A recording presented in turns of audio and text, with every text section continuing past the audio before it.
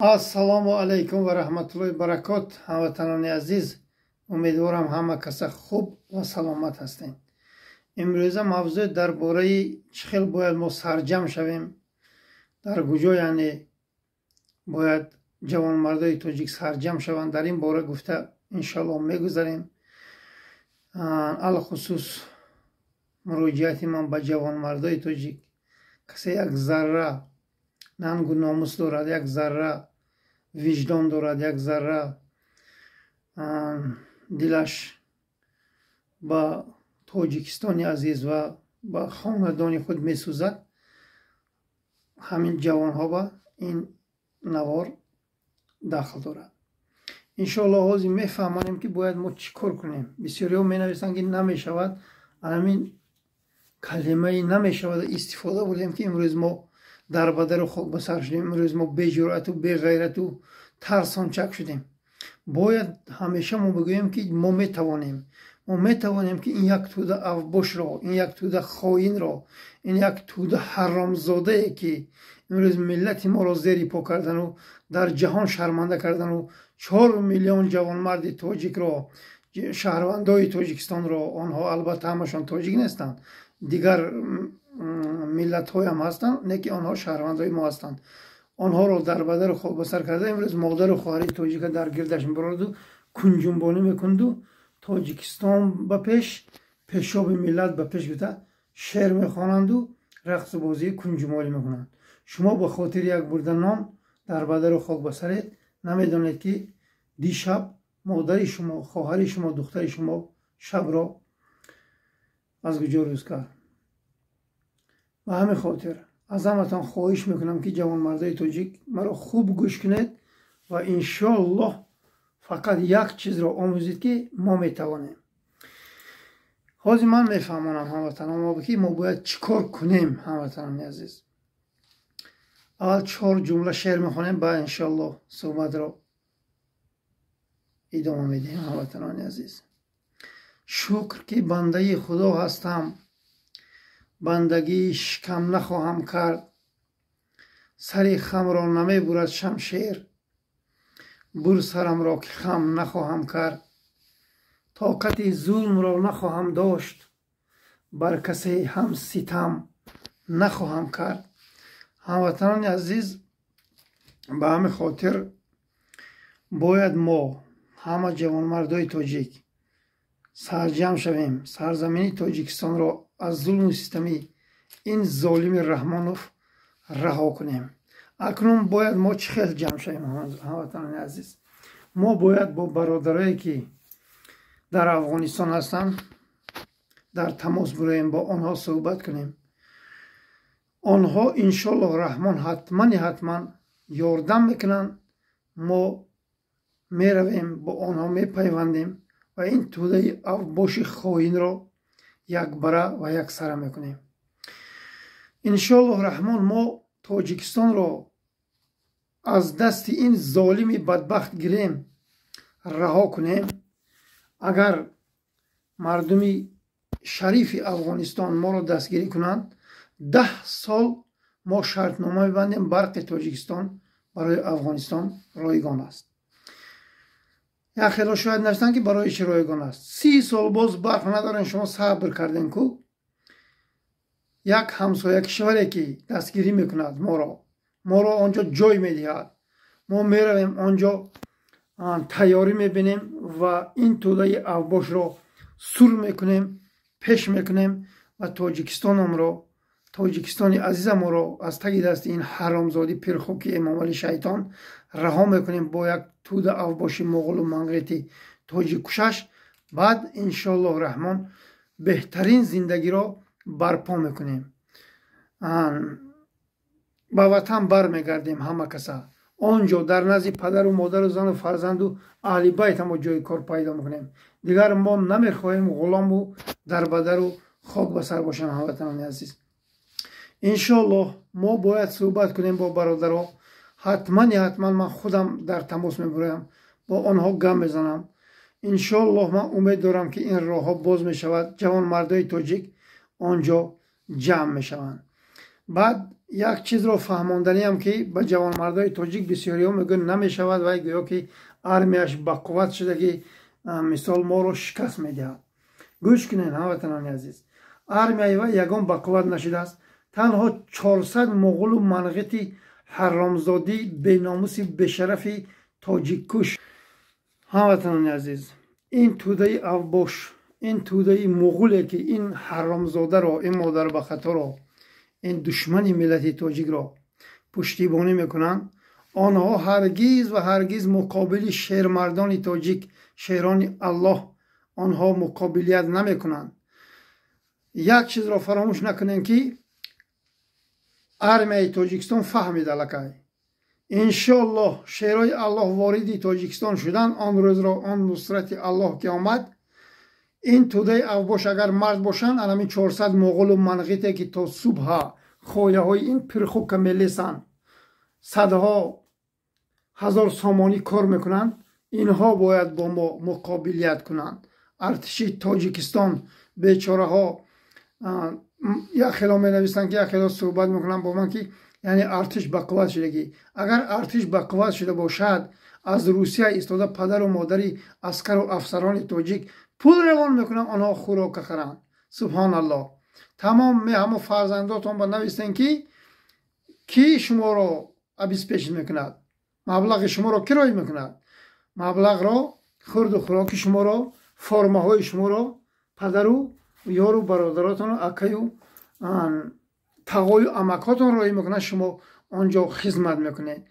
ин як шармандагӣ аст ки артише ки бояд сарҳадро ҳимоят кунад, падару модараш кай вай падару модар барори кораш мегирад, кораш барор мегирад, намегирад, аллоҳи меҳрубон вайро ризқашро медиҳад, намедиҳад, кай вай сум кор кунаду равон кунаду фарзанди вай шикамаш сер шаваду сарҳадро ҳимоят кунад.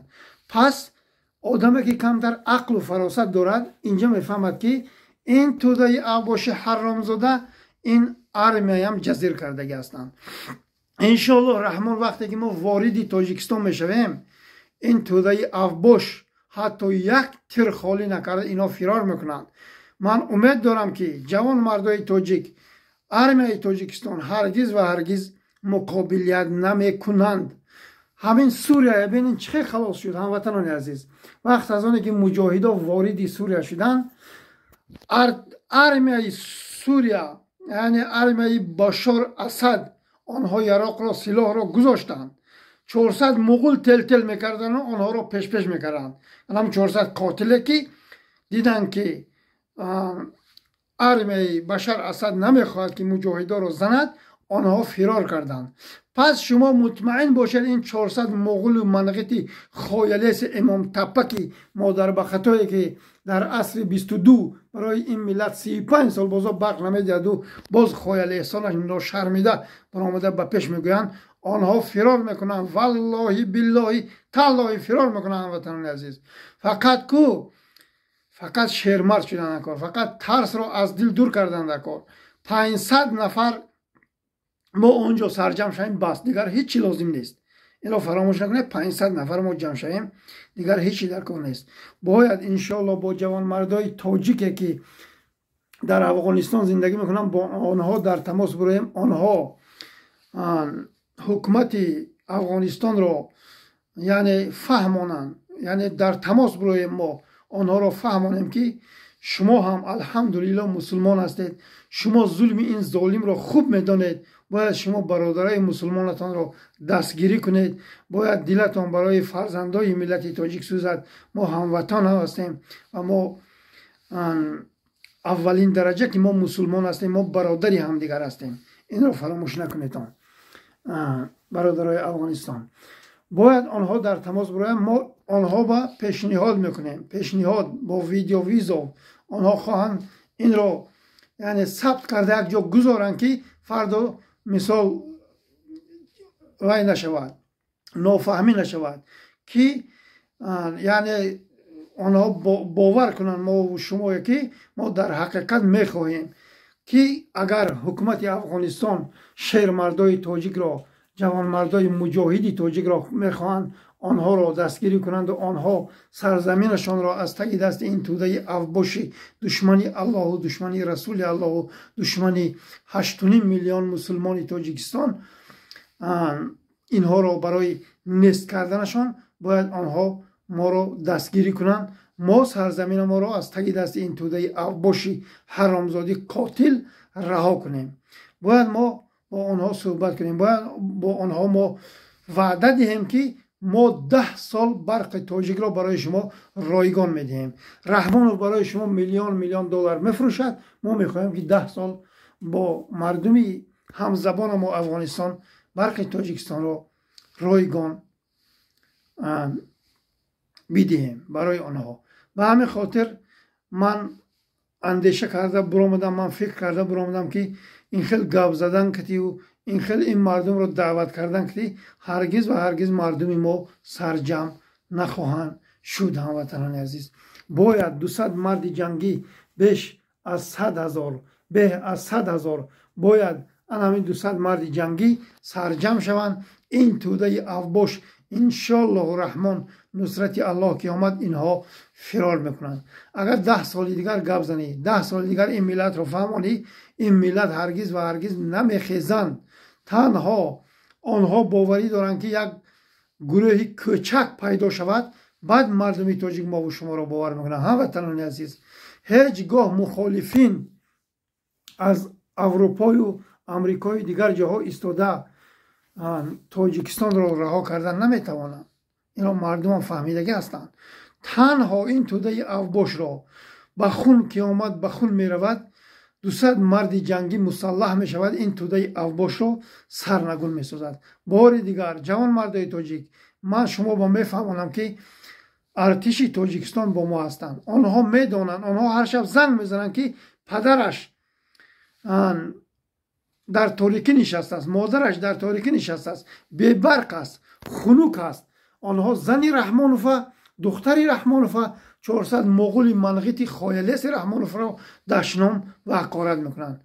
برای آنکه چندین نفر با من در تماس هستند. هموطنان عزیز، باید انشالله الرحمن ما سرجم شویم. ما باید تمام همون سرحدا را با سرحدی خودم و تاجیکستان در تماس برآمده آنها فهمانیم که وقتی که مجاهدین وارد تاجیکستان میشن، شما عموما یک قدم پیش نمانید، شما یراق نبردارین. انا همون 400 مغولی که این پرخو که بار دیگر تکرار میکنم، خایه هاش میلیسن، کونش میلیسن، میبراین خودشان از دور میگیرن، خودشان گویا که قهرمانی ملت میگرن و میروند جوان مردای بیراق دستی خالی برآمده از حق و حلالشان طلب کردن، برادرای بدخشان را آنها را قتل میکنن. انا همین 400 مغول منغیتی خایلیست مقابلی مجاهدها باید اینها یعنی براین زد و خورد کنند. ما کنی بینیم کدامش پیش میدراید. این حرامی ها ملت تاجیک را 34 سال باز استفاده بردن، فقط تاجیک را پیش کردن و کشتن. اکنون باید تاجیک هوشیار باشد. اکنون باید تاجیک عموما اینها را گوش نکند. باید یعنی کارپرتایی کنند. عموما یراق گرفته مقابلی مجاهدها تاجیک ها نبرایند. هدف ما، فکر ما، اندیشه ما تنها سرزمین ما را از تگ دست یعنی 400 مغول و منغیت با سرداری امام علی پرخوک حرامزاده مادر به خطا رها کردن است. دیگر ما یگان فکر نداریم. دیگر ما یگان هموطن ما قتل نمی کنیم. دیگر ما یگان هموطن ما با کار نداریم. ما میخواهیم که آنها را رها کنیم، آنها را آزاد گذاریم. دیگر هیچی والله بالله تالله نمیخواهیم. ما قاتل هم نیستیم. ما 10 سال 12 سال صبر کردیم، دیدیم که گفتن که این پرخوک هیچ جا نمی رود. این پرسگ را دینا جناب دادا جان عطاالله تمامی گپ را برآمدن گفتن بر ضد این، حتی خری معلمش را این تجاوز کرده است. صاحب همون خری معلم از رشکه یا خودی خر از رشکه مرده است. من راستیگه همین کمتر درست نفهمیدم، با فکرم صاحب خر از رشکه مرده است، معلم امام علی شیطان. به همین خاطر از همتان خواهش میکنم که این توده افباش هرگز و هرگز ما را هموطنان عزیز اینها هرگز و هرگز دوست نمیدارن. اینها تنها چرا دوست میدارن؟ رقص و بازی کنجنبانی آبروی مادر و خواهر ما و شما رو ریزانده است. نواره که نش کردن بینین همش دخترای تاجیک هستند. یک مغول و دختری مغول و منقیط همجا میبینید. مغول و منقیط ها مادر و خواهری ما رو استفاده برداشتن. ای جوان مردای تاجیک، تا بکای شما خودتان از بیناموسی و بشرفی میزنید. سبحان الله. باید ما بیدار شویم. این توده افباش تنها با یراق و اسلحه یک باره می شود. دیگر اینها به یراق یگان جا نمی روند. یراق را گیر مسلح شو. این توده افباش بین چه خیل فرار میکند. انشالله رحمان این روزا نزدیک است. باید ما این را تشکیل کنیم. تنها جوانمردی که میخواهد که سرزمین تاجیکستان را از تگی دست این پرخوک رها کنند، آنها با من در تماس برویند. آنها بوزهای و یعنی منافقای و فریبگرای و گپای هفتم هشت خالی میزدگاه برای ما در کار نیست. باید شعر نر، باید جوانمرد تاجیک سریاز نباشد. باید وای گپای بهترین با ما زند. دیگر اون خیلی گپای هفتم هشتن و دیگر در هوا گمیزدگاه برای ما در کار نیست. هموطنان عزیز، تنها میخواهی سرزمین را خلاص کنی. تو میخواهی که اگر یعنی اونجا رفتی کشته شدی شهید شوی، تو نمیخواهی. من 1000% امید دارم که رفته در جنگ اوکراین، در جنگل های اوکراین سگ مر شوی، حرام مر شوی. این رو من باوری دارم تو نمیخواهی. فقط احمق و ابله ها رفتگن به خاطر 400 پول شده سگ مر شدن. بعد اون برادرایی که در زندان های روسیه بودن آنها را بردگن که آنها مجبوری رفتگن. آنها با ما نمیتوانیم که گپی بد زنیم. شخصانی که به خاطر پول و به خاطر پاسپورتی سرخ حرامی روسیه اونجا رفتن و سگمور شدن، ما آنها را در روشون تخمین کنیم. آنها یعنی جوان مرد نیستن. اگر شما مرد باشین باید رفته تاجیکستان آزاد میکردین، مادر و خواهرتان آزاد میکردین، نه اینکه رفته در جنگ بیگانه شریک شده خودتون را سگ مر میکردین. از همتون خواهش میکنم جوان مردای تاجیک، تنها خواهش میکنم شعرهای نر، شعرهایی که در حقیقت میخواهند که این توده افباش را ما سرنگون کنیم، آنها با ما در تماس برایند. باید ما همه کسا یک گپه شده با برادرای بار دیگر تکرار میکنم بدخشان تاجیکایی که آنجا هستن با ما در تماس هستن، صحبت میکنن. با آنها باید ما صحبت کنیم. باید ما یعنی آنجا رویم، سرجم شویم، سرزمین کوچک ما رو رها کنیم. هموطنان عزیز، دیگر یگان راه ماندگی نیست. دیگر به این گفتن، به این خوشامد کردن، به این به پیش دروغین گفتن ما هرگز و هرگز روی آب نمی بیاییم، آب رو نمیگیریم و هرگز ما یک قدم به پیش نمی رویم. بسم الله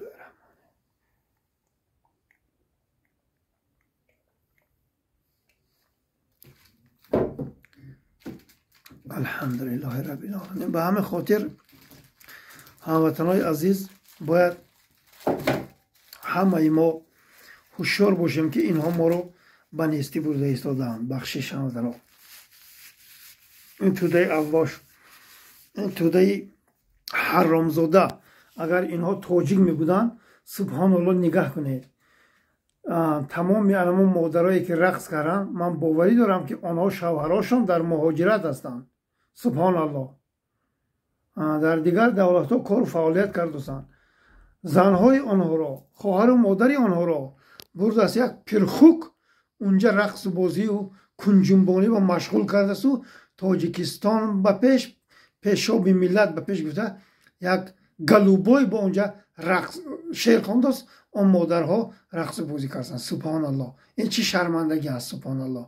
برق نداره نه در خانه هاشان، اونجا رفته مجبور رقص کرده. این پرخوک رو تعریف و بردار و یعنی خوشامد کرده ایستادن. این چی معنی دارد مردمی تاجیک؟ ای جوان مردای تاجیک، اگر 10 نفر آدم همین رنگی من برات دعوت کند که ما میتوانیم، بله ما سرجم میشویم، اینها را کوز میمونیم، اینها تلخ کف میشن. این را فراموش نکنید، اینها تلخ کف میشن. هموطنان عزیز، بعد پامپرس 18 دیگر پیدا نمیشود که این پرخوک پوشدو یعنی همون تر رو خوش کشه، هم پامپرس به یعنی چی کنه اگر پامپرس نیفتن با همون بروکش جزیر میکند شرمندگیش با بهتر میشود بیشتر میشود که این ملت بعد میشناسند که این در حقیقت ریده بوده است. هموطنان عزیز بخشش به همین خاطر از همتان خواهش میکنم که باید هموطنان عزیز ما اکنون سرجم شویم. اگر 10 سال دیگر این خیلی گپ زنی 20 سال دیگر این خیلی گپ زنی هرگز و هرگز یک قدم به پیش نمیروی و پیروز نخواهی شد. بهتر غلامی در بدری خاک به سری ادامه میدهد. این حرامزاده این مادر به خطا سبحان الله نه ننگ دارد نه ناموس دارد نه شرم دارد. برآمده است باز مردم تاجیک را با غلامی یعنی با گرجستان صحبت کرده است که مردم تاجیک باید گرجستان آمده کار کنند و این اولاد حرامزاده با مبلغ روان کنند. گرجستان که 3 میلیون اهالی ندارد، یک کشور 8.5 میلیونه میبراید اینها با سر خم میکنند میگوید که هموطنهای ما رو کار گیرین. ای مردنت به پرخوکی رحمانوف، ای الله لعنتت کنه تو حرامزاده بشرفه، ای مادر به خطای دشمن ملت تاجیکه. نخواه تو حرامزاده ننگ و ناموس نداری برای خودت را. تو شرمنده نمیشی کو، تو شرمنده شدی. تو پوستت پوستی خوک و پوستت پوستی خرگش. تو ملت ما رو شرمنده میکنی. تو حرامزاده که سبحان الله یک دولت قریب 10 میلیونه براید و یک دولت 2.5-3 میلیونه با سر خم کند که هموطنهای ما را کارگیر یعنی اینها اونجا روند سبحان الله کار کنند. ای مردنت به تو پرخوکه، ای مردنی خواه لسانت به که سبحان الله همین زندگی باشد و همین ننگ و ناموسی پرزیدنت باشد و همین زندگی باشد. ای الله لعنتت کنه تو حرامی پرخوک مادر به خطای شرمندی بی ناموسی بی شرف را. و همین خاطر هموطنان عزیز تمام جوان مردایی که در مهاجرت هستند و آنها مبلغ روان میکنند تمام تاجیکستان را مبلغ انا همین ها میبردارد. باز این توده مغول و منغیت ما را دویم سورت میشمارند یعنی پسند نمیکنند منظور نمیکنند.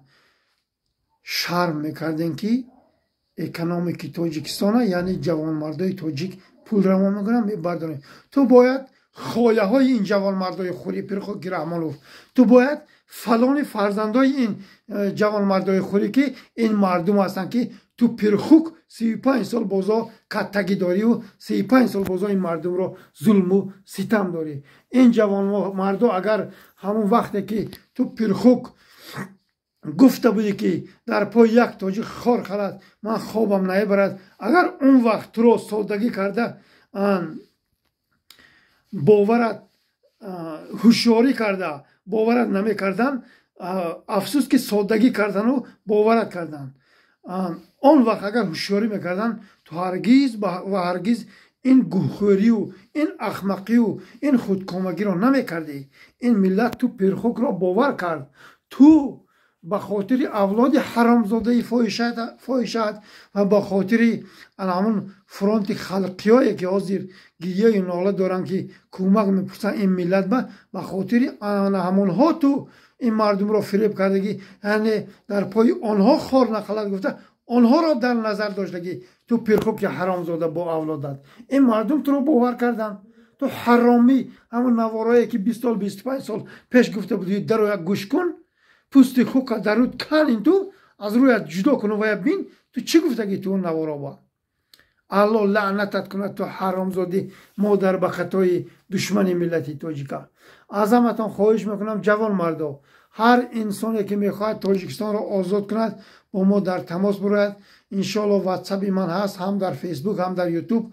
ما باید اکنون نقشه سرجمی را کشیم و ما سرجم شویم سرزمین تاجیکستان را از تگ دست این توده اوباشی ترسوی سبزی به دست رها کنیم. دیگر یگان راه ماندگی نیست. باید ما میتوانیم گوییم، باید ما جسور و غیور باشیم، باید ما کلمه نمیشود را طلاق کنیم. هموطنان عزیز این را فراموش نکنیم و تاس را همچون طلاق کنیم. تو زناتون طلاق کرده و فرزنداتون خار و ذلیل و کوچه به کوچه کردن تاس را طلاق کنید. این توده اوباش را ما یک بره کنیم، زندگیاتون به شود، مناسبتتون با عائله‌تون خوب شود. در تاجیکستان جای کار و زندگی و пешравиҳоро иншоаллоҳу раҳмон мо барпо кунем. дигар ҷои хомӯшӣ, дигар ҷои тарсидан бас аст. ҳамватанони азиз, бояд мо ин тӯдаи авбошро сарнагун кунем, дар тоҷикистон зиндагии беҳтарин кунем. ассалому алайкум.